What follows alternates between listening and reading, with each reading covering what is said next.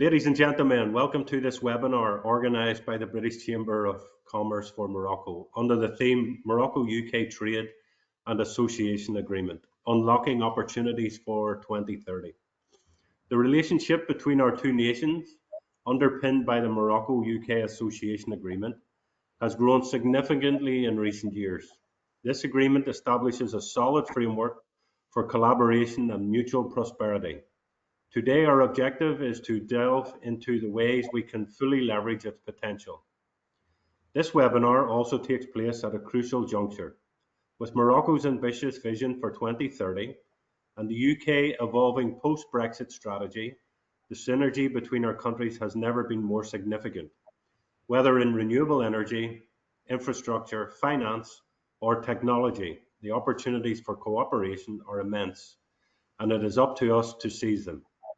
For instance, the 2030 World Cup serves as a catalyst for Morocco's infrastructure ambitions, encompassing modern stadiums, transportation upgrades, and urban development. These projects offer significant opportunities for British expertise in construction, project management, and sustainable planning.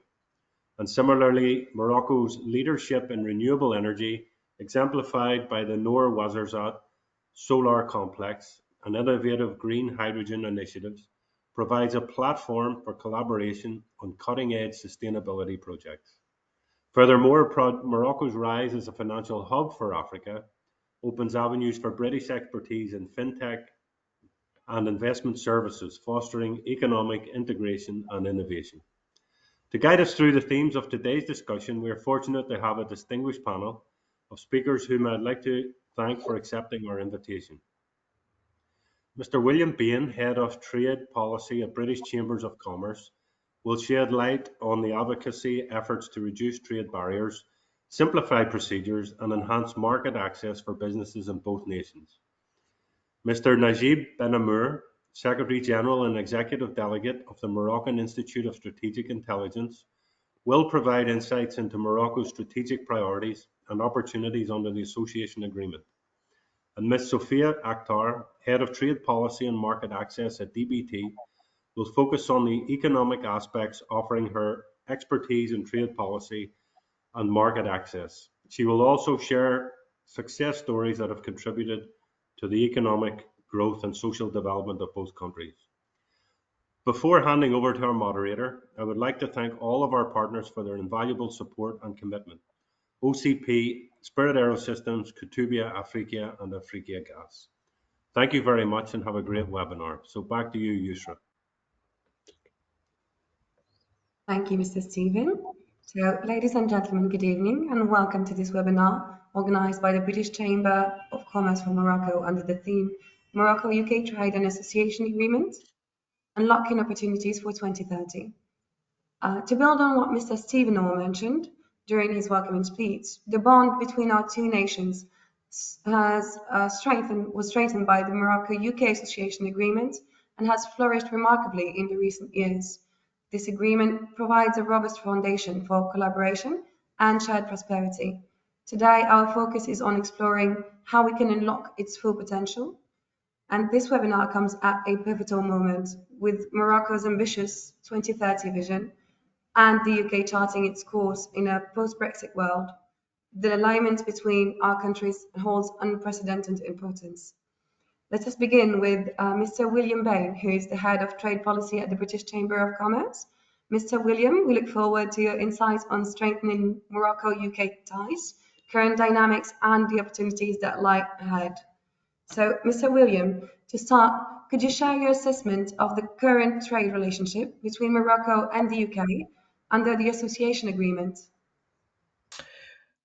Thank you, Yusra. It's a wonderful occasion to be here, to be speaking with so many people who care about our common trade and investment and cultural, social and economic links between our two great countries.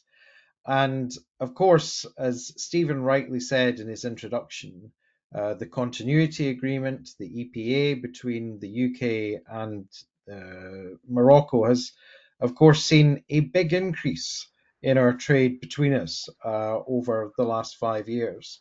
So Morocco is now in our top 50 of UK trading partners.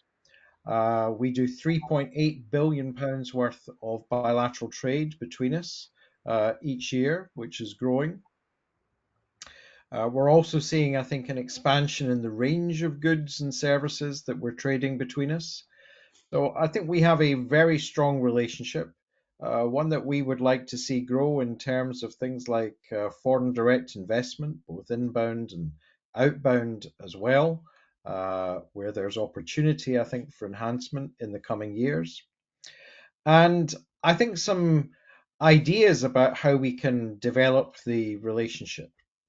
So I know when I speak with other business organizations, other companies, other traders, um, and also with business organizations and other trade organizations as well, there's a real sense of 5 years into this continuity agreement, what opportunities are there to go further in terms of cooperation? And we know one of the huge areas in international trade that's driving expansion, whether it's in services or goods, is around digital trade.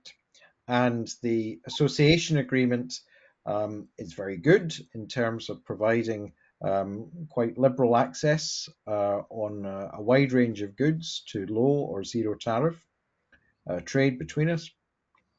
But one of the things that the text didn't at the time, coming from an agreement made originally some years ago, anticipate was the growth and expansion in digital trade, both in the expansion of digitalization of trade documents that's happening globally, improvements in customs processes, processing times, and also in terms of provision of services, with around four-fifths of the UK's services exports being provided by digital means, and similar trends happening in Africa and across other parts of the world. So, whilst we know that the UK government has set out some thoughts and priorities in terms of short and medium term trade policy, I know one of the discussions that we have with government is how we can expand digital trade with some of our close trading partners like Morocco.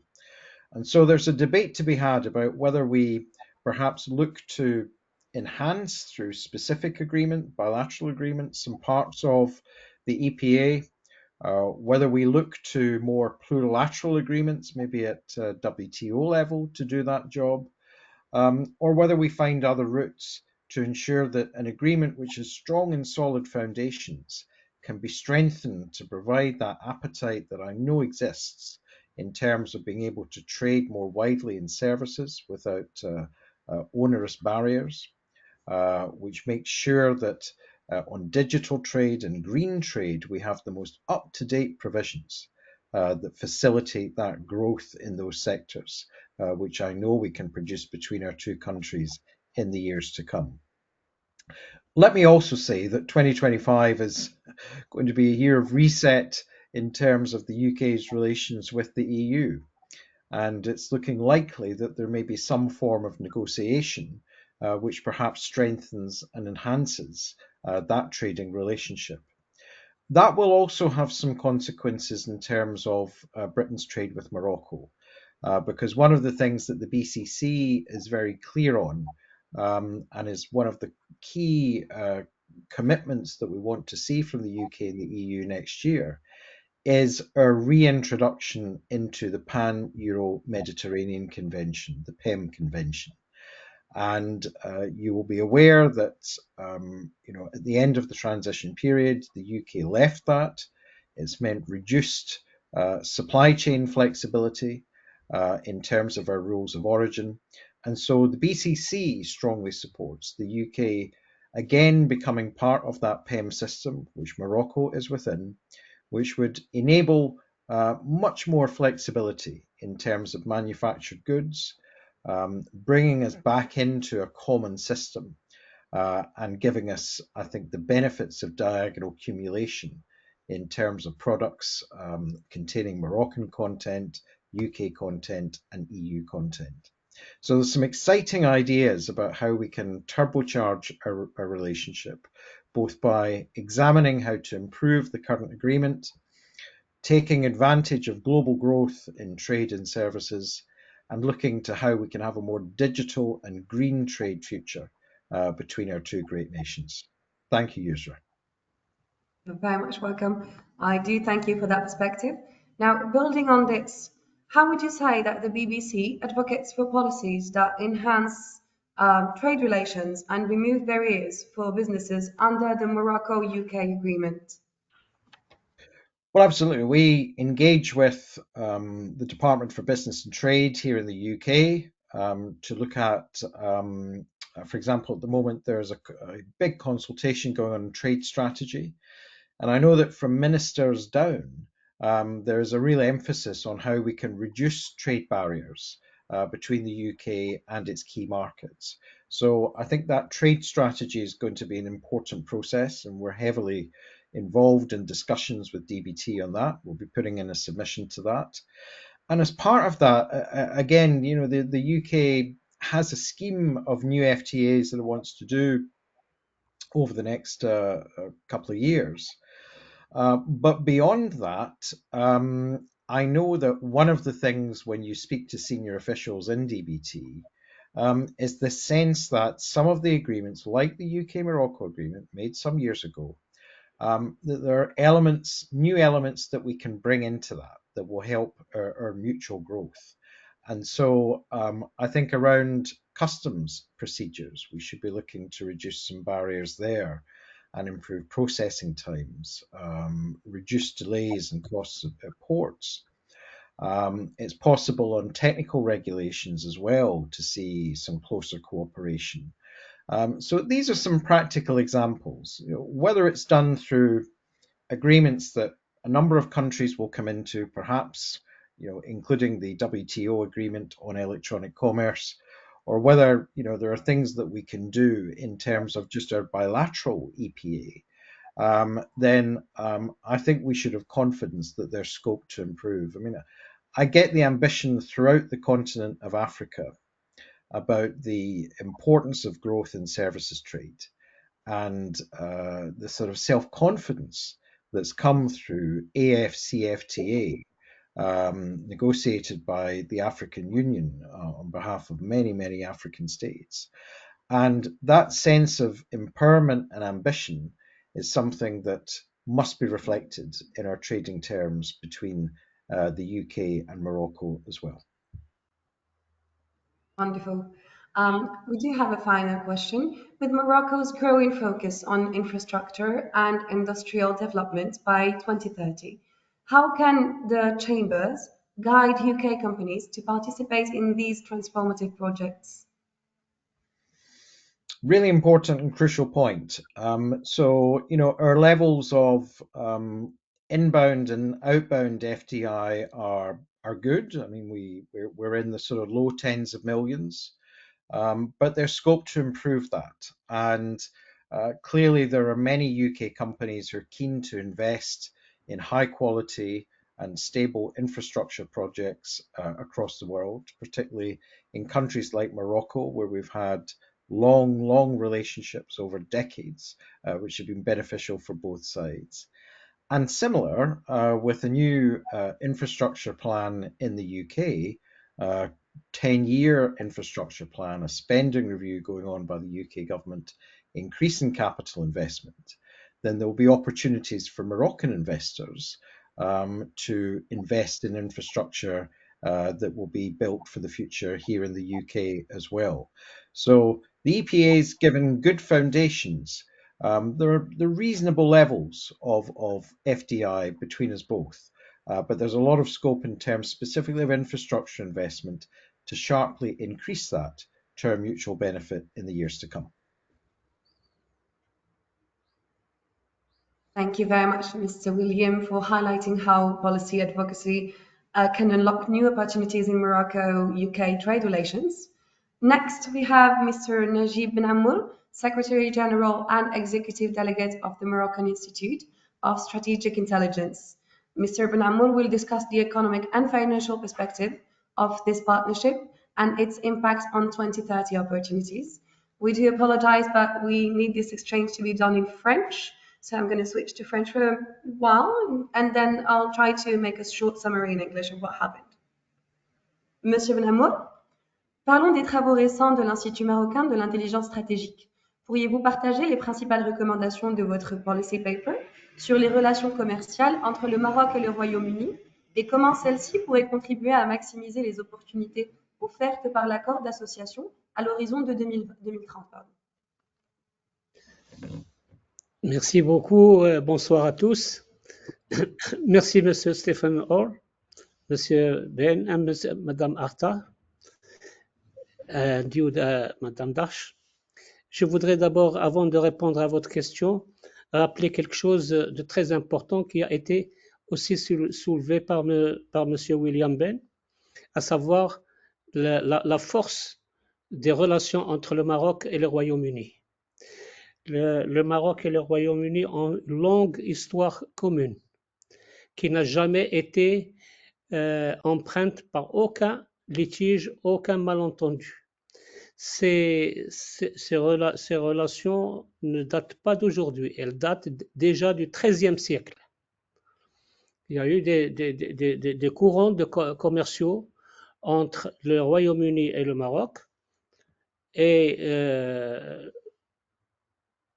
qui ont été mis sur le plan juridique pendant le XVIIe siècle. Et vous savez, en 2021, nous avons fêté un anniversaire de 300 ans de ces relations et de ces traités. Donc, ce n'est pas un hasard si le Maroc s'accroche au Royaume-Uni et le Royaume-Uni est appelé à s'accrocher au Maroc. On ne comprend pas pourquoi des pays comme l'Espagne, des pays comme la France sont là au Maroc, investissent au Maroc de manière régulière, importent, exportent des courants commerciaux importants et nous sommes un peu déçus, frustrés de voir que le Royaume-Uni n'est pas encore au diapason de ces deux pays. Je voudrais aussi dire quelque chose, c'est que les deux monarchies, la monarchie marocaine, la monarchie britannique, sont très très liées et c'est des monarchies qui constituent le socle des deux sociétés, à savoir la société britannique et la société marocaine. Donc nous avons les ingrédients de la stabilité politique, les ingrédients de la confiance mutuelle, les ingrédients de la respectabilité. Nous avons tout pour que ces relations commerciales, économiques, et nous avons tout, surtout pour élever les relations économiques, commerciales, du commercial vers l'économique en général, le financier, l'éducatif. Et ça, non seulement l'éducatif, la santé. Il y a beaucoup de créneaux qui sont là, que nous pouvons développer en commun. Le Maroc a des atouts à offrir. Le Royaume-Uni également est en mesure de répondre aux attentes marocaines et d'aller plus loin. Le Maroc parmi ces opportunités, il y a lieu de citer d'abord le fait que tous les deux, nous sommes un pays ultramarin. Le Royaume-Uni qui s'étend vers l'Atlantique, le Maroc qui a des côtes de 4700 km, y compris la côte méditerranéenne, et les liaisons maritimes pour développer le commerce doivent être là. Il y a une liaison qui est en train récente, mais cette liaison-là doit servir aux autres liaisons à un transport multimodal profitant des ports marocains, à savoir le port de Tangemet, le port de Casablanca et le futur port de Dakhla, dans le sud du Maroc. Donc, Excusez-moi, je ne fais pas sérier les recommandations, mais je les effleure un petit peu parce que pour le question de temps. Il y a également, pour faciliter les échanges et pour revenir à l'accord d'association qui a été mis en place, mis en œuvre en janvier 2021. Cet accord d'association, il faut le placer dans son contexte. C'est un contexte qui est venu juste après le Brexit, discuté en 2019 avec la partie britannique, parce que même le Royaume-Uni, en sortant du Brexit, déjà en 2018, ils ont mis en place ce qu'ils appellent le Global Britain, qui est une façon de remodeler les échanges commerciaux entre le Royaume-Uni et le reste d'autres partenaires, surtout africains. Et le Maroc, il se trouve au carrefour de ces relations. Et donc, le Maroc a saisi, naturellement avec le Royaume-Uni, cette opportunité. Parce que déjà, le Royaume-Uni, en sortant du Brexit, a eu des problèmes d'inflation, problèmes de baisse du PIB, problèmes même de stagflation. Tout cela a fait que. Et puis, il y a les débouchés. Les débouchés européens pour les produits britanniques. Donc, le Maroc, qui se trouve donc entre l'Afrique et le Royaume-Uni, est en mesure d'être ce connecteur d'investissement, ce véhicule d'échange entre le Royaume-Uni et l'Afrique, notamment l'Afrique de l'Ouest. Parce que si le Royaume-Uni est présent dans beaucoup de pays de l'Afrique de l'Est, il y a ici matière à être présent en Afrique de l'Ouest. Si je dépasse le temps pour la question, vous me le dites, Madame Darche. Alors, hein? On peut faire comme ça, pas le moindre souci. Puis-je vous adresser la seconde et comme ça, on peut Oui. de là rebondir sur la. J'espère que j'ai répondu à votre question. Oui, oui, tout à fait, c'était très clair. Merci aussi pour le petit rappel historique, c'était très intéressant. Alors, mais du coup, en deuxième question, nous aimerions savoir, pardon, excusez-moi, selon vous, comment les échanges commerciaux entre le Maroc et le Royaume-Uni pourraient évoluer d'ici 2030? Quels secteurs économiques vous paraissent à vous les plus prometteurs? Écoutez, ça revient un peu à la première question, hein, parce que les trois questions sont imbriquées. L'accord d'association, comme je l'ai dit, est appelé à évoluer. Et des discussions sont en cours entre les responsables britanniques et les responsables marocains pour améliorer cet accord d'association ou de libre-échange ou ce protocole d'accord, si j'ose dire, un protocole d'accord. Ce qu'il y a lieu de faire, à mon avis, et nous l'avons dit dans le rapport de l'IMIS, dans le policy paper, il faudrait abolir un tant soit peu les barrières douanières. On ne dit pas de manière absolue. Il y a des produits, parce que quand on a eu l'accord d'association, c'était un peu dans la précipitation, comme j'ai dit, et cet accord d'association a reconduit les principales dispositions de l'accord d'association qui liait le Maroc à l'Europe. Et nos relations avec le Royaume-Uni étaient diluées dans cet accord d'association. Donc, avec le Brexit, nous avons les mains libres, et nos amis britanniques et nous-mêmes, pour aller de l'avant, pour dépasser un petit peu tous les blocages qui venaient de cet accord d'association avec l'Europe. Maintenant, il faut aller, à notre avis, pour une meilleure abolition des droits d'importation, des droits de douane.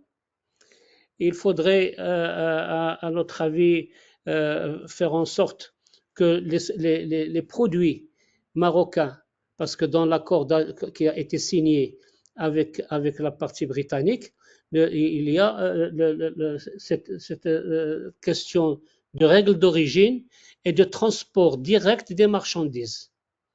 Le transport direct n'étant pas possible parce qu'il faut passer souvent par l'Europe, il faudrait assouplir ou trouver les moyens pour cadrer cette règle d'origine, parce qu'on ne peut pas dire qu'il n'y aura pas d'origine, il faudrait seulement la cadrer. Il y a aussi, pour le futur, il y a le développement de tout ce qui est énergie renouvelable. Les énergies renouvelables, le Maroc est un pays de soleil. Nous avons investi énormément dans des centrales solaires, dans l'éolien, et nous aspirons qu'en 2030, 52% de l'électricité au Maroc fournie par les énergies renouvelables, ce qui est une grande avancée pour un pays comme le Maroc. Pour nos amis britanniques du Royaume-Uni, ils aspirent également en 2050 à ce qu'il y ait zéro émission.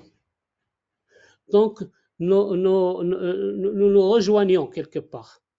Et c'est là où cette coopération dans le domaine des énergies renouvelables devient très intéressante pour nous deux et très bénéfique. Il y a un projet, malheureusement, qui n'a pas encore vu le jour. J'ai l'impression qu'on fait un pas en avant et deux pas en arrière. C'est le projet X-Links pour le transport par pipe électrique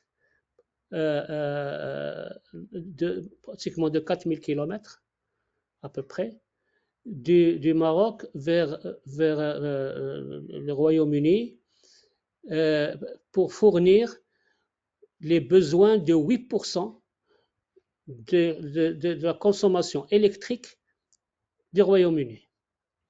8% est au profit de 7 millions de personnes. L'enveloppe budgétaire est arrêtée, les contributeurs sont là, le projet verra le jour, mais il y a du retard. Nous espérons que ce projet-là aille de l'avant, surtout que le Maroc maintenant vise aussi l'hydrogène vert et que nos amis anglais également sont très sensibles à tout ce qui est environnement. Je crois que l'hydrogène vert aussi est une bonne occasion d'investissement mutuel. Quand je parle de tout ça, c'est tout cela pour faciliter le commerce, parce que notre webinaire, c'est surtout le commerce. Mais on ne peut pas parler seulement du commerce sans parler des conditions pour réussir nos échanges commerciaux, pour faciliter les courants commerciaux et pour faciliter également la compréhension entre nous. Il y a aussi un facteur de blocage, je le dis en toute sincérité, c'est la langue anglaise. Vous avez un exemple vivant devant vous. Je vous parle en français et pas en anglais. Parce qu'on nous a toujours appris à parler anglais, à parler français, à parler arabe. Moi, j'ai appris à parler au lycée, j'ai appris à parler allemand. Et j'étais obligé d'étudier l'allemand, mais pas l'anglais. J'ai un peu d'anglais quand j'étais à l'université. Tout cela pour vous dire qu'il faudrait absolument que les deux parties, et ça on l'a dit aussi dans nos recommandations, que les deux parties aillent de l'avant pour promouvoir la langue anglaise au Maroc. et pour permettre aux étudiants marocains d'aller étudier en masse, comme le font les Espagnols pour nous, comme le font les Français, comme le font maintenant les Russes, les Hollandais, etc. De faciliter l'accès en grande, au Royaume-Uni des étudiants marocains. Les études sont chères. Elles sont de 30 000, 40 000, 50 000 livres et même plus. Donc, il faudrait trouver un système pour avantager nos étudiants marocains à aller étudier en Angleterre, d'autant plus que même les binationaux qui sont anglais et marocains, s'ils n'habitent pas en Angleterre avec leurs parents ou leurs parents n'habitent pas pendant 3 ans avant le baccalauréat, ils doivent payer leurs études supérieures en même titre que les étrangers. Il y a des choses qu'il faudrait. Hein? On espère que ces barrières seront bientôt éradiquées et que ça nous permettra d'aller de l'avant, que ce soit en termes. Je parle un il n'y a pas le moindre souci, je suis là pour ça, mais on aurait quand même la curiosité de savoir votre point de vue sur une dernière petite question, et puis on pourra toujours revenir sur ces éléments-là lors du débat à la fin. Oui. On aimerait savoir, de votre point de vue, en tant qu'expert en analyse financière et économique, quel serait selon vous l'impact d'un accord de libre-échange complet sur la solvabilité des entreprises marocaines ainsi que britanniques? Écoutez, il est encore prématuré de dire comment vont évoluer les choses, parce qu'on ne peut mesurer les impacts qu'en ayant devant nous le nouvel accord et dans quel domaine on doit aller. Maintenant, grosso modo, si on voit un peu quelles sont les énergies renouvelables, les exportations, par exemple, pour la partie britannique, il n'y a pas d'impact, surtout pour les produits qui ne concurrencent pas les produits britanniques du Royaume-Uni. Je parle par exemple des produits, certains produits agricoles comme les fruits rouges, comme les figues de Barbarie, il y a plein de choses et qui augmentent. Vous savez que le commerce entre le Maroc et le Royaume-Uni est seulement de 2%, des deux côtés, 2%, 3%. Qu'est-ce que je raconte? 0,2 et 0,3%. Donc, pour le Maroc, l'impact n'est pas. Nous pensons que la meilleure des choses pour aller de l'avant, c'est d'ouvrir les secteurs et ils sont déjà ouverts à l'investissement, un investissement de participation des deux côtés. Prenez par exemple la fabrication des batteries électriques. Nos amis anglais peuvent venir fabriquer les batteries électriques. Nous disposons des phosphates, nous disposons des ingrédients. Et nous sommes en train les Chinois sont en train de monter une immense usine à Tanger pour fabriquer ces batteries électriques. Et l'avenir, c'est les batteries électriques, c'est l'électricité. D'ailleurs, même maintenant, quand on voit les importations, il y a beaucoup d'importations au Royaume-Uni de voitures électriques. Maintenant, j'aurais bien aimé répondre précisément à votre question, mais on ne peut pas dire est-ce que ça va être bénéfique ou de toute manière dans n'importe quel accord il y a des verrous de part et d'autre. C'est n'importe quel accord, il doit être évolutif avec le temps. Il faut serrer tout ce que les besoins du Royaume-Uni et les besoins du Maroc. Les besoins du Maroc, ce sont les investissements. Et les IDE, les investissements directs étrangers, notamment du Royaume-Uni, ils sont très, très, très en deçà des espérances. C'est pour cela que nos amis britanniques sont sollicités de venir investir au Maroc, exporter à travers le Maroc. Le Maroc est une porte de l'Afrique. La construction en cours du port de Dakhla qui va qui va saupoudrer toutes les marchandises d'Europe venant ailleurs, y compris peut-être du Royaume-Uni, vers l'Afrique, à des coûts très intéressants. Le fait d'acheter l'électricité du Maroc, c'est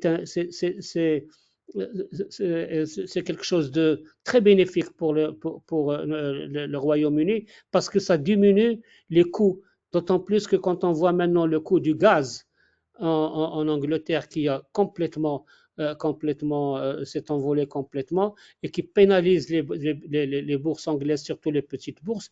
C'est très intéressant de bénéficier de ces éléments. D'autant plus que aussi pour en période d'inflation, parce que au Royaume-Uni, l'inflation maintenant de 4%, 4,5%, c'est énorme. Ah ben, les amis britanniques visent 2%, c'est très très bien. Mais le fait d'acheter des produits agricoles, des produits agroalimentaires à des prix compétitifs ne peut être que bénéfique pour l'économie britannique et pour les bourses, pour nos amis anglais. C'est une question de calcul très simple. Voilà. Je continue ou ça y est? Non, non, c'est parfait, Monsieur Najib, c'est parfait. Nous allons pouvoir nous détailler, enfin, échanger tous ensemble dans la section débat. Je vais juste rebondir sur ce que vous venez de dire et leur faire un court résumé en anglais de ce qu'on vient d'échanger. So I was just thanking Mr. Benamour, Mr. Nabil for his intervention.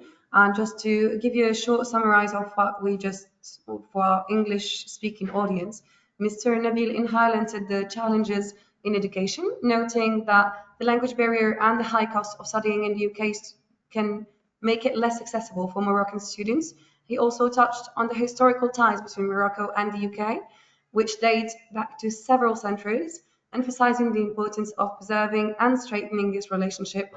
Additionally, he pointed out that Morocco serves as a gateway to Africa, presenting unique opportunities for the UK to benefit from competitive pricing and enhanced trade relations for mutual advantages. For now, we thank you again, Mr. Najib, for your intervention. Our final speaker is Mrs. Sofia Akhtar, Head of Trade Policy and Market Access, Morocco. Mrs. Sofia will discuss the future of Morocco-UK trade relations, ongoing progress, and her strategic vision for collaboration by 2030. Mrs. Sofia, over to you. We had a specific question for you. What progress has been made in enhancing trade ties between Morocco and the UK since the post-Brexit continuity agreement? Sorry. Thank you very much, Yusra. Well, I'm afraid I might take some of Mr. Bonamour's history lesson because I wanted to take you back, and ours is very much a relationship that bridges not just continents but centuries. It's a relationship that's built on the foundations of trade, diplomacy, and shared aspirations. And there's a really fascinating history. And as a once upon a time ex-history grad, it's quite interesting, the relationship that predates the 2019 signing of our association agreement. So in 1625, England and Morocco formalised their first trade agreement during the reign of King Charles I and Sultan Zidan Abu Mali, and this was known as the Anglo-Moroccan Treaty. And this was really a groundbreaking step towards economic collaboration between European and North African nations. And there's also been evidence found that there were potentially soldiers of Moroccan origin around Hadrian's Wall up in Scotland. So we have a very rich and varied history, and I think that's really important when setting the tone, looking at our current relationship and looking to the future. Since the signing of our association agreement, significant progress has been made in really strengthening bilateral trade ties. Now that we've left the EU, instead of dealing with us as part of a bloc of 27 other members, since EU exit, we now have a direct bilateral relationship that's really allowed trade to flourish, and our trade volumes have increased significantly. Total trade is now at £3.8 billion. When I first moved to Casablanca and joined the consulate just over a year and a half ago, trade was at about 2.6 billion. So that's almost a third. And it's really evident that it's growing rapidly.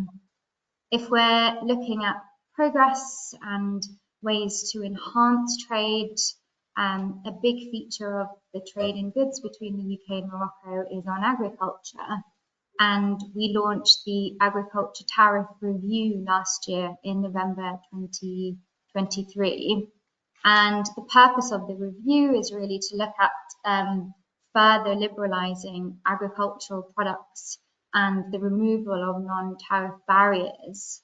And we're really pleased that we are continuing with negotiations. And what will this mean? When we conclude the agriculture review, it means more delicious Moroccan produce on UK supermarket shelves, be that tomatoes, cucumbers, courgettes, and we hope to see more UK agricultural products in Morocco. And then I think looking ahead, we're really paving the way for private sector-led collaboration. And as Mr. Ben Amour said, Morocco is a really strategic position as the gateway to Africa, and the focus here on large-scale infrastructure projects, the Tanger Med Port, all of these really enhance the appeal, but also the connection between the UK and Morocco, and really highlights the growing alignment of economic strategies between our two kingdoms. Wonderful. Thank you very much. Following up on that, which specific sectors, even if I did hear you just mentioning agriculture, for example, but would you have any other more? Which ones do you see benefiting the most from the Morocco-UK Association Agreement? And how can best businesses, according to you, position themselves to seize these opportunities? Sure. So our consulate here, the Department for Business and Trade team, our priority sectors here are infrastructure, healthcare and education. There are also opportunities, of course, in renewable energy, agriculture and technology. All of these have experienced notable growth, and this has been driven by collaborative initiatives and strategic investments. If we touch on education, I think Mr. Ben Amour touched on this. I'm sorry, my French is very shoddy, but I'm learning. The demand for UK education is growing rapidly, and there's a real shift to English. And amongst this, there's a growing demand for international partners in Morocco, especially to enhance educational infrastructure around English language, education technology, and the UK curriculum. UK firms have already partnered with local institutions, creating training programs, upgrading vocational schools, and launching university campuses. And one of our real successes that we're incredibly pleased about is Coventry University launched its Moroccan campus in Casablanca last year. And we hope this is the first of many. If we move on to healthcare, here in Morocco, strengthening the national healthcare service is a top priority for Morocco, and there are reforms underway to increase healthcare coverage from 30% to 90%. And Morocco is allocating significant funding and resource towards this. And I think, again, this is a real opportunity for the UK to work with Morocco to drive healthcare infrastructure, training programs, and digital health. But there's always room for more growth. Of every £100 that Morocco spends on imports, only £2 of those goes to the UK. So there's a lot of work that we're doing to grow our market share and grow the partnership opportunities between UK and Moroccan firms. We mentioned at the beginning the 2030 World Cup. Not only is this incredibly exciting, but it means that there are so many opportunities here for UK businesses and Moroccan businesses to engage and work together, particularly on infrastructure, where Morocco will be investing about 5 billion to equip itself for the Games. And this will be across rails, roads, airports, stadiums, all the spaces in between, upgrading new stadiums, upgrading existing facilities, but also improving that city connectivity. If we're looking towards sustainability too, the FIFA World Cup is really driving urban regeneration projects across Moroccan cities with this strong commitment to sustainability. And then, of course, if we're talking about opportunities, we can't not talk about renewable energy. Morocco is aiming to generate 52% of its electricity from renewables by 2030. And the renewable energy projects, of course, like the Noor solar complex, really align with the UK expertise in clean technologies. And this is a really clear avenue for Moroccan companies to collaborate with British firms. Now, this could be on joint ventures, technology transfers, or supply chain development. But we think it makes UK firms ideal partners in Morocco's renewable energy transformation plans. A colleague and I went to the Power to X conference in Marrakesh a couple of months ago, and it was really remarkable to see and talk to and hear about Morocco's renewable plans, particularly in green hydrogen. And it was great to see how much of the international community was there and interested. We had several UK companies also already working here, for example, working with Innovix, working on the first Moroccan-made electrolyzer, and also supporting OCP on their green ammonia processing. So lots of opportunities. I think if we look at kind of the Moroccan angle, Moroccan companies have such an advantage, strategically and geographically. I think Morocco's status as this gateway to Africa is really supported by the advanced infrastructure like the Tangier Med port, but also its free trade agreements with other African countries, and of course the Africa Free Continental Trade Agreement that's being developed. And I think this is really important and shouldn't be overlooked. And it really allows Moroccan businesses to attract UK investment into Morocco, but also across, for co-production and regional distribution. We've just led 3 trade missions, I think. We've done about 5 in about 5 weeks. But the 3 I will focus on, we brought around 50 UK businesses to Morocco. We did a World Cup mission, a rail mission, an airports mission. All of these was about bringing UK companies here to understand the opportunities, speak to members of different ministries in the Moroccan government, but also really meet with the private sector. A key component is introducing them to the Moroccan private sector, contractors, EPCs. I think it's really important that we help make these connections, and the success of these partnerships is if UK companies are able to work in consortia with Moroccan partners. And I'll close by saying the Grand Stade Hassan II is being built just outside Casablanca. It's going to be the biggest stadium in the world. And a UK company has won the design tender for that, working with a Moroccan architect. So we hope to see more success stories like these. That was very insightful. We do hope that we will see those happening soon enough. But looking ahead, what does an ideal trade partnership between Morocco and the UK look like in the 5 to 10 years, particularly considering the 2030 development projects? Sure. So I would say that we already have an ideal trade partnership. Now it's about how do we cultivate and deepen it over the next 5 to 10 years. If we're looking forward, of course, renewable energy will remain a cornerstone of this partnership, and there's scope for development in energy infrastructure and green technology and green financing. We also haven't spoken much about the agricultural sector, and there are significant opportunities here for trade expansion. We shouldn't overlook the fact that 40% of Morocco's workforce is in agriculture, which accounts for about 15% of GDP.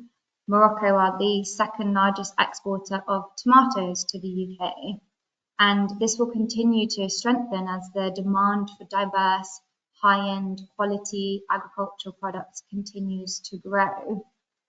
And I think if we're looking ahead, the UK can support the growing demand for advanced agri-tech solutions and support, offer expertise to help Morocco modernize agricultural practices, boosting export capabilities, but also looking at kind of food security and water scarcity. If we're looking towards kind of future trends, you mentioned it earlier, William, you mentioned digital trade. This is such an important component, as well as fintech and other kind of technological, even education technology services.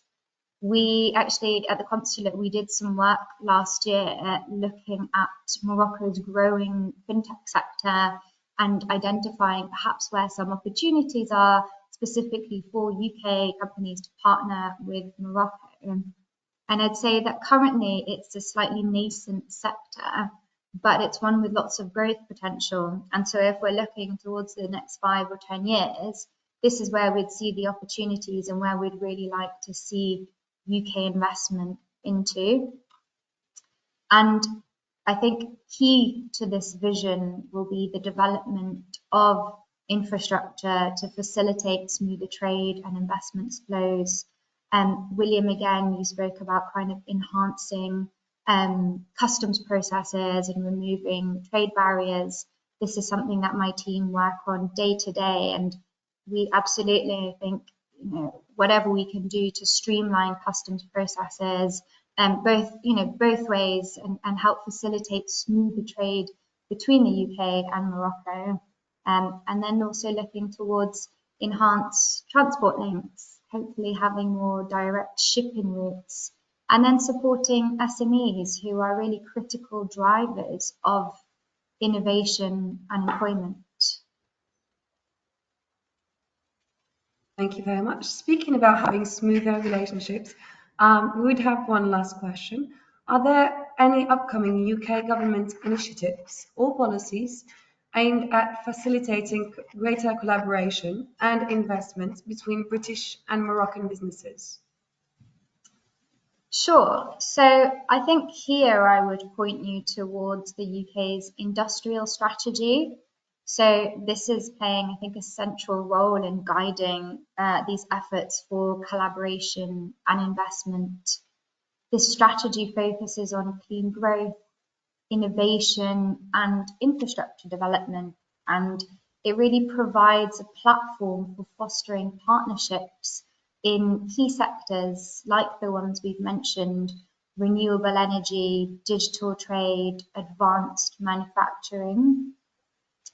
The industrial strategy's focus on sustainability also very much aligns with Morocco's Vision 2030, and it creates these synergies for long-term projects in energy transition and environmental conservation.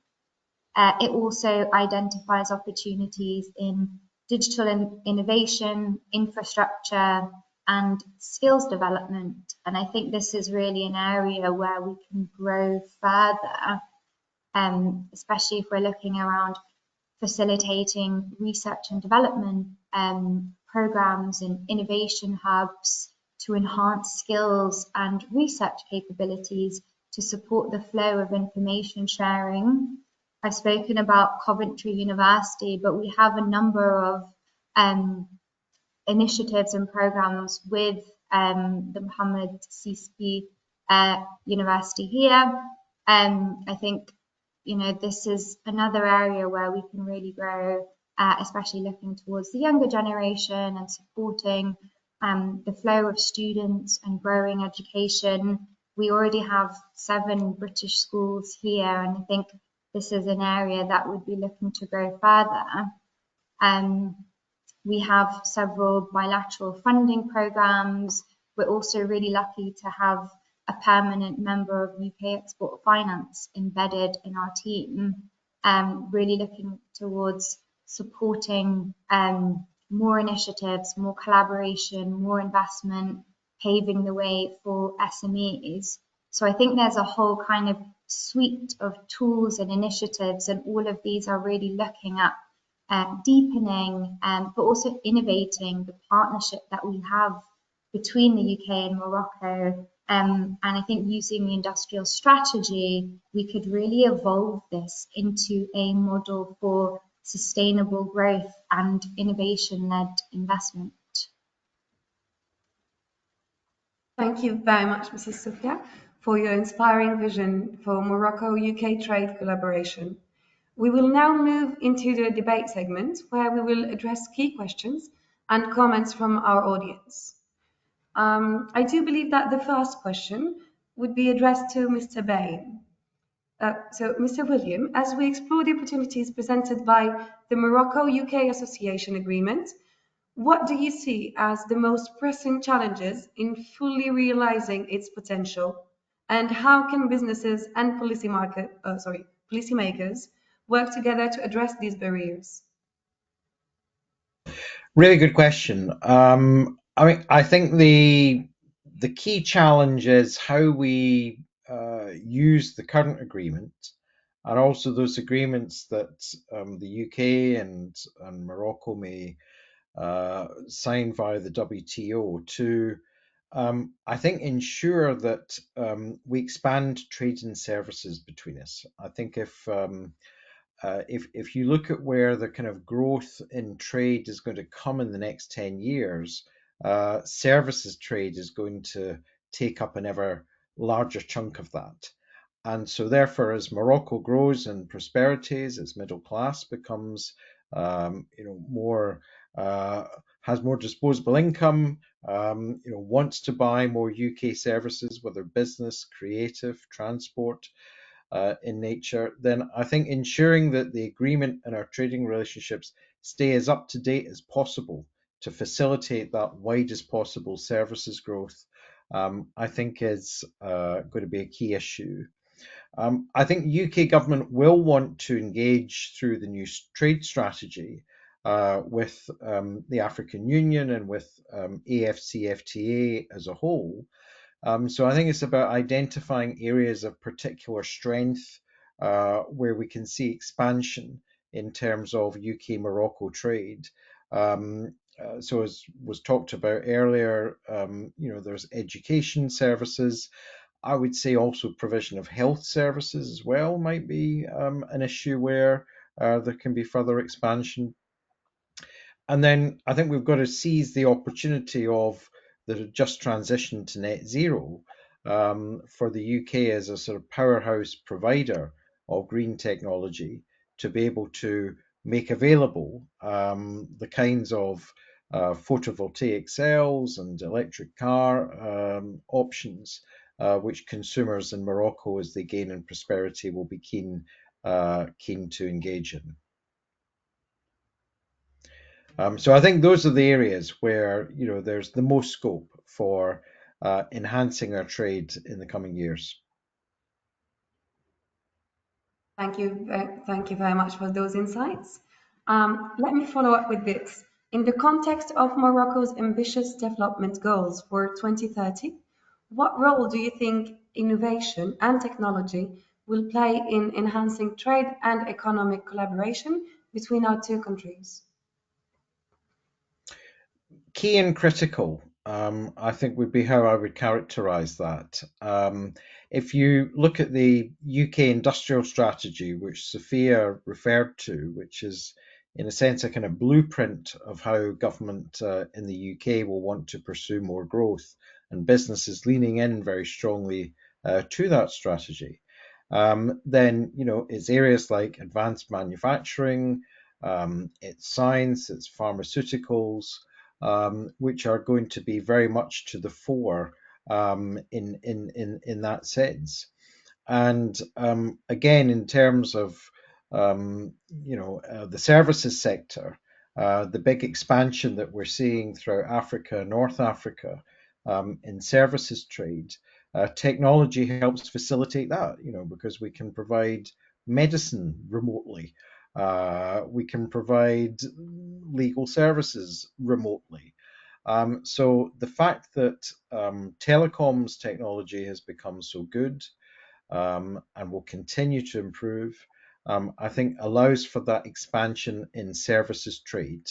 Whether it's fintech, whether it's law tech, reg tech, which I think will, particularly lead to a more prosperous Morocco, being able to trade in services more advantageously with the UK.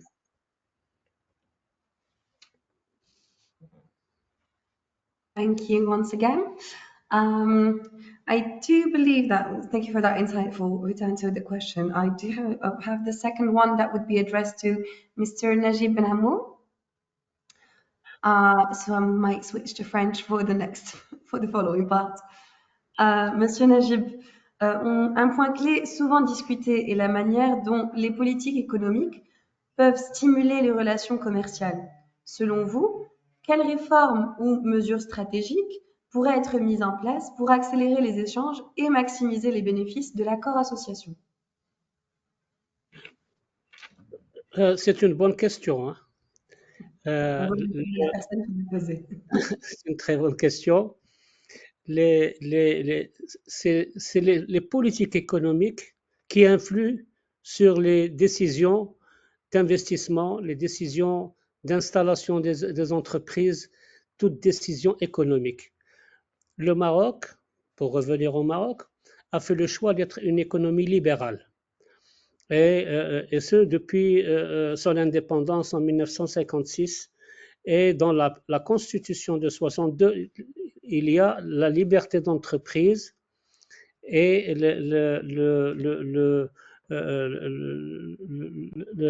liberté des biens, de possession des biens. C'est une économie libérale où l'initiative privée prime. Certes, à un certain moment, déjà maintenant, dans la Constitution, il y a ça. C'est un élément de confiance qu'on donne aux investisseurs qui voudraient venir investir chez nous. Les politiques économiques évoluent selon les conjonctures. Des fois, et selon les partis au gouvernement, les différents gouvernements. Il y a des partis qui sont un peu plus à gauche, et il y a des partis qui sont une politique libérale, mais in fine, nous devons rester dans le cadre de la liberté d'entreprise. Et cette liberté d'entreprise, c'est elle qui donne confiance aux investisseurs pour venir investir au Maroc. Il y a autre chose, c'est que on a vu des fois que le Maroc investissait dans le secteur public. Pourquoi? Parce que depuis l'indépendance, le secteur privé marocain n'était pas assez mûr, assez développé pour investir lui-même. Donc il fallait une locomotive. Et la locomotive à l'époque, obligatoirement, c'était l'État.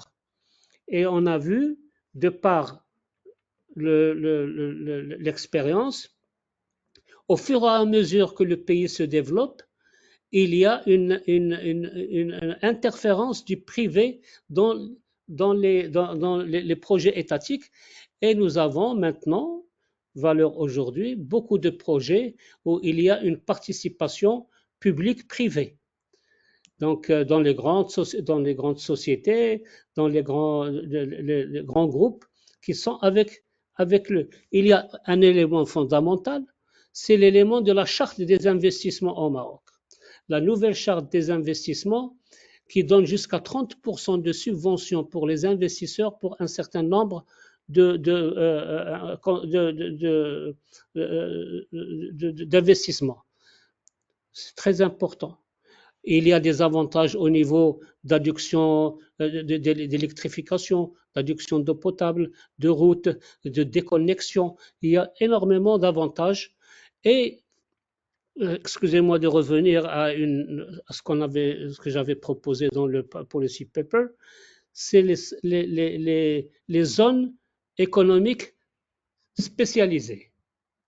Nous avons mis en place au niveau de Tanger-Med, au niveau de la zone industrielle de offshore de Kenitra Offshore, et pourquoi pas ne pas réserver une zone économique spécialisée pour nos amis britanniques qui voudraient venir investir au Maroc.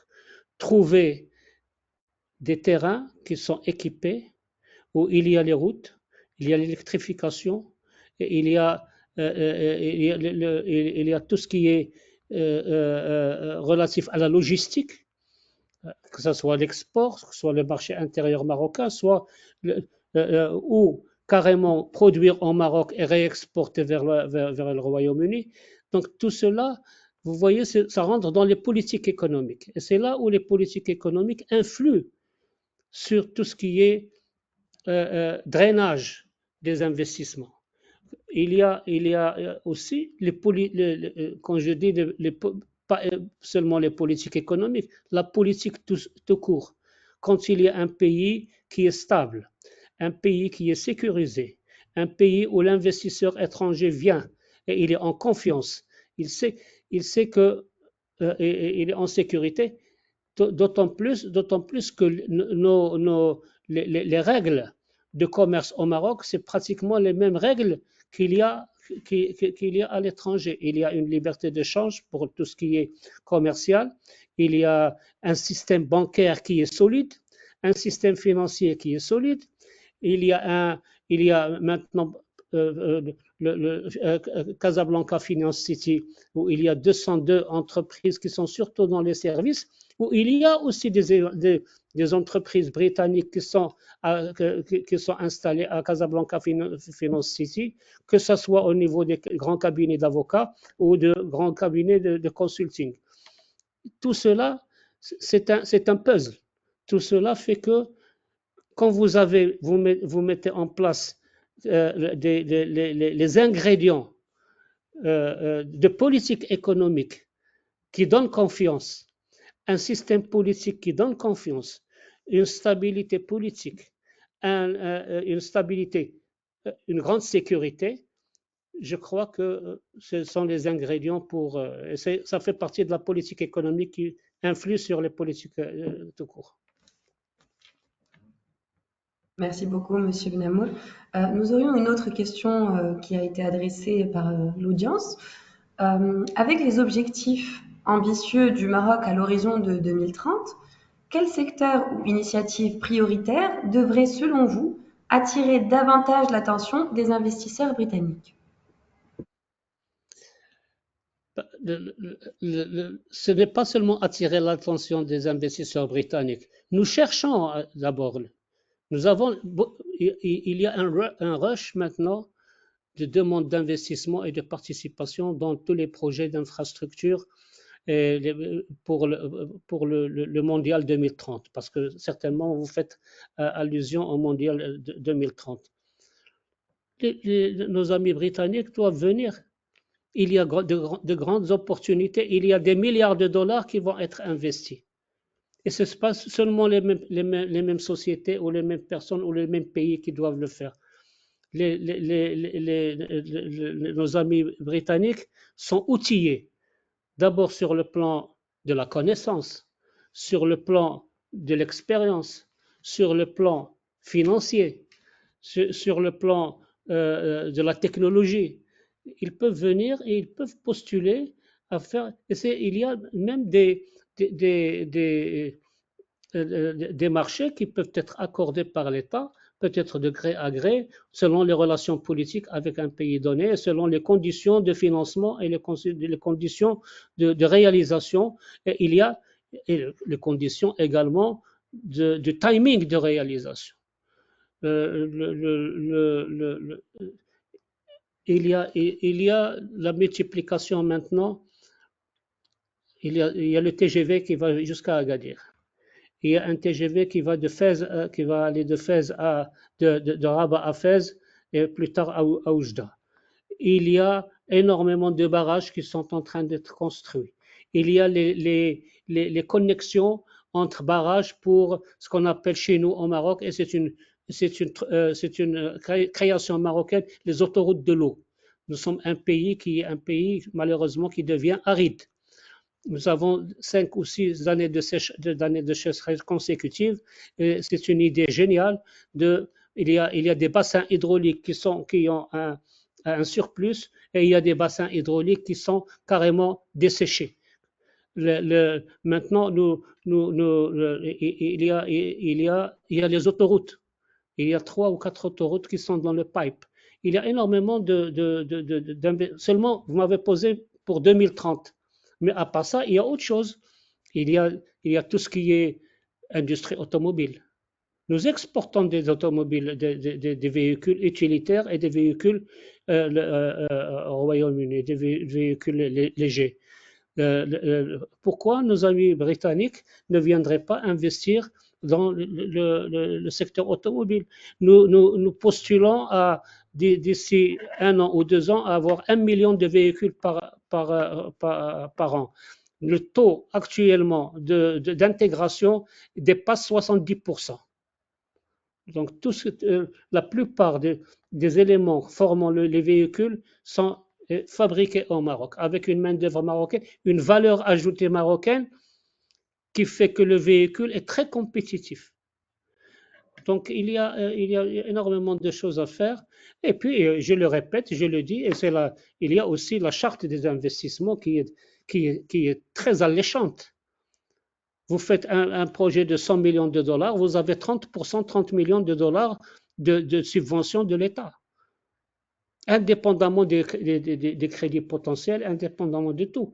Donc tout cela nous avons au Maroc l'un des taux d'investissement par rapport au PIB, de produit intérieur brut, parmi les plus élevés au monde. Nous sommes à 32%. Malheureusement, ces investissements ne se reflètent pas dans les emplois, parce que c'est des investissements qui sont capitalistiques, et c'est des investissements généralement qui sont très peu créatrices d'emplois. Donc, pour vous dire qu'il y a quand même un pays qui fait 32% de son produit intérieur brut dans les investissements, c'est une bonne chose, et c'est un élément de confiance supplémentaire. Merci infiniment, Monsieur Najib. Je vais prendre une petite minute pour essayer de transcrire au maximum ce que vous avez dit à nos amis anglophones. So I'll try to give you a very short summary of what Mr. Najib just said. Sorry, give me a second. So the first question that was addressed to him was, one key topic often discussed is how economic policies can stimulate trade relations, and in his view, what strategic reforms or measures could be implemented to accelerate trade and maximize the benefits of the association agreement, to which he suggested that Morocco's investment, he highlighted the importance of Morocco's investment charters, which offers incentives such as access to potable water and strong infrastructures. He referenced proposals from his policy paper suggesting the creation of specialized economic zones like those that already exist in Kenitra's offshore and Tangier, for instance, with specific allocation for British investors to leverage Morocco's logistical potential. Additionally, he emphasized Morocco's political and economic stability, robust banking system, and business-friendly environment, which align with international standards. He also cited Casa Finance City, which is a neighborhood in Casablanca, home to over 200 companies, including some which are from the UK, as an example of Morocco's attractiveness to foreign investors. The second question that was addressed to Mr. Najib was, with Morocco's ambitious goals for 2030, which priority sectors or initiatives do you think should attract more attention from British investors? To which he suggested that regarding opportunities tied to Morocco's 2030 vision, Mr. Ben Amour pointed that to large-scale projects such as high-speed rail extensions to Agadir or Wajda, water management infrastructures and dam constructions, he suggested that British investors, given their expertise, technology and resources, could play a significant role in these transformative initiatives. Beyond 2030, he also specified and encouraged British involvement in sectors such as automobile exports or other strategic industries to foster deeper collaboration. I do hope I gave you justice, Mr. Najib. Now, we have two other questions that would be addressed to Mrs. Sofia Akhtar. The first one is, considering the strong foundation provided by the association agreement, how do you see bilateral trade evolving in the short term? And are there specific areas where you anticipate the greatest growth? Sure. I mean, I think if we're looking at the greatest growth, it's in those priority sectors that we've got here. So it's infrastructure, it's healthcare, and it's education. I think on infrastructure, it's really, accelerating the various projects in Morocco's public infrastructure. We've had these 3 missions. Now it's a case of connecting the dots, turning these missions and relationships into partnerships between UK and Moroccan firms. Looking at healthcare, there's obviously this ambition for 90% healthcare coverage. I think that the kind of greatest growth and the opportunity there is for UK companies to support with this, whether it's helping with the electronification of records or supporting with patient data. We have a really advanced healthcare and health tech sector in the UK, and now it's a case of how do we bring that to Morocco and work with Morocco. If we're looking towards education, I think education is a sector that will only continue to grow. The demand is very much there. In 2023, I think the King decreed for all primary age school children to be taught English in primary and secondary schools by 2026, whereas previously it was only available in private schools. So I think there's a lot of opportunity there. And then really echoing what William said about growth and services trade and digital trade is the future. Currently, our total services trade is worth about 1.3 billion, and 430 billion of that is UK service exports. So I think we can do more to grow that. And if we're looking at opportunities, if we're looking at the World Cup as this accelerator in terms of how that will grow services, we can look at travel services. I think that will grow significantly. But then even beyond that, we've got professional, financial and technical services. So I think those are the sectors of real growth and real opportunity to market on here. Thank you, Mrs. Sofia, for your insights. Another area I would like to touch on is sustainability. How can both countries collaborate to prioritize green trade and investment, especially in sectors like renewable energy and sustainable infrastructure? Sure. So we're actually doing some work here around sustainable development and sustainable urban planning. I think we could also look into energy efficient buildings. Again, if we're looking at the World Cup and the new potential hotels and buildings that will need to be made to house and accommodate the influx of people that will be coming in, how do we do this in a green and energy efficient way?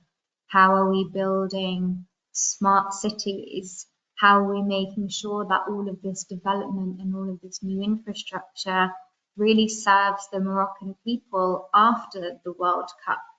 So really looking at that sustainable legacy piece. And that's something that we spend a lot of time doing at the Department for Business and Trade, particularly looking at the World Cup. The experts that we've brought along in these various trade missions, they have worked in Qatar during the Qatar World Cup. We've had, the London 2012 Olympics. We'll be hosting the Euros. But if you look at the UK and how it evolved and developed to accommodate the 2012 Olympics, we had real regeneration and growth in areas that hadn't seen it previously. If you think about Stratford, that was a lesser developed area, and now it's very much a connection hub. It connects a lot of the country. We have bustling train station, there is a mall. They've built an entire connective city around the stadiums. They've done something similarly around King's Cross, and there's a new development there with restaurants, bars, etc., in an area that again was equally less well used and inhabited. So the UK has real expertise in legacy and making sure that the infrastructure and money that we're putting into developing for a certain event, serves well beyond that. We brought the Infrastructure and Projects Authority to Morocco in February this year, and they also did another workshop in London where we brought leading members of the Moroccan government to the UK, really to see how we've managed and run these world sporting events.